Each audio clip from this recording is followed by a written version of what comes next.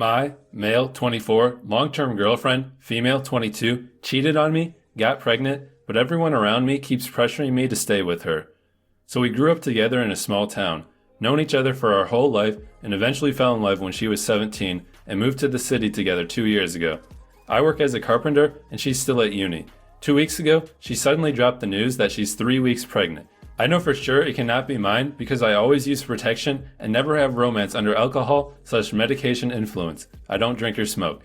So I pressured her and she confessed that she slept with an exchange student during a school vacation trip. She said he'd been hitting on her for weeks, but the romance was unplanned. That's why he didn't have wrapper prepared and she didn't have pills ready. And it's only a one-time thing and she has no feelings for the guy anymore. I was totally in shock, but after a day, I decided that I can't stay in this relationship anymore.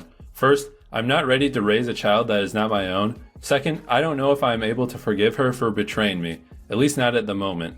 So I break it off, asked my boss if I can stay at the worker rooms for temporary workers at the warehouse, and let my girlfriend stay at our place till she finds a house. I pay full rent because only I work. So eventually our families and our mutual friends get the news, and now they all are pressuring me to get back with my girlfriend. Except for my sister who supports me.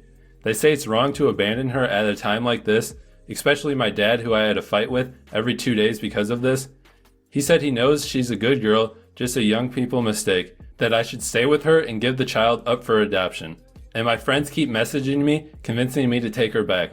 One of them even accuses me because I am the reason she moved to the city, so it's my responsibility. Now I am heartbroken, lonely, and shattered.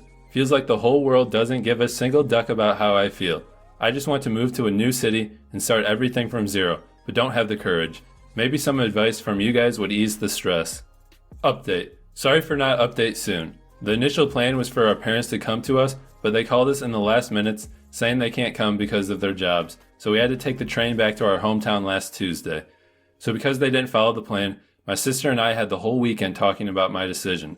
Mostly she asked questions, and I answered to my true feeling, and in the end, it's unchanged how I feel.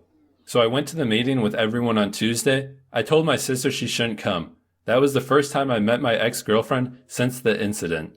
I blocked all my social media and told her not to contact me. I told my parents right from the start that I've made a decision, and I'm just here to discuss how to handle things. First, a lot of you guys said I should take a paternity test. I proposed the idea, but after a few minutes of discussion, she said she doesn't want to do it.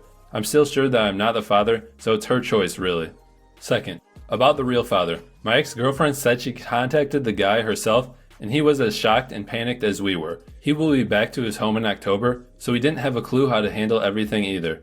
And we agreed we won't involve the guy anymore as we wanted nothing to do with him. Third, about the child. She and her parents decided to go for pregnancy cancellation. They said because the pregnancy is only a few weeks old, so she won't have to go to surgery and can do home pregnancy cancellation. They explained a lot, but I don't have much knowledge on this. I think that's the main reason they didn't want a paternity test, because they don't want to wait. I'm okay with that. That left us to the final one. I wanted to break up. I'd expected everyone to jump at me, but it surprised me that they didn't. My ex-girlfriend just sat there biting her lips with her head down. I think she already knew what I'd say. In all our years together, I've always been the one who made my opinion heard, and she's the silent type. Her parents were totally silent. My dad sat there with his arms crossed, and my mother tried to ask something once in a while. So it was just me monologuing the whole damn thing. So that's it. We broke up, but I still wanted to remain friends. I still care about her, and you can't just completely erase 20 years of your life. We went back to the city together, and it's just 1.5 hours of us talking about all the good memories since we were children. That's the first time I felt peace in weeks, to be honest. We spent the last few days packing up her stuff. She will stay in the city with me till next week for doctor appointments, then go back to our hometown for a while. Thank you guys for making me feel I am not alone in this. Many of you made supportive comments and inboxes to me. I think I will have myself a fresh start. Maybe university is a good choice, as my sister is going to university next year. Hey guys, please like, comment, and subscribe. It would really help me out. Thanks. Of course everyone is pressuring you to stay. Someone has to pay for her and the baby to live while she goes to school. Save yourself more heartache and leave now.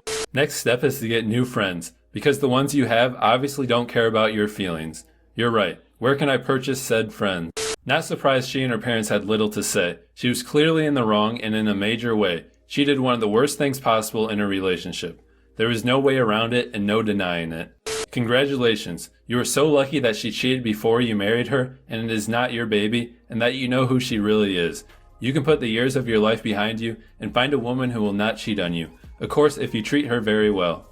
Good idea to remain friends. She might not come back for one last chance, but stay firm and move on if you want to have a good companion. She also might find someone who is more compatible with her. Do not get too judgmental. I kinda hate this track where people just tell the dude how lucky they are for terrible poop not happening to them during marriage, but beforehand.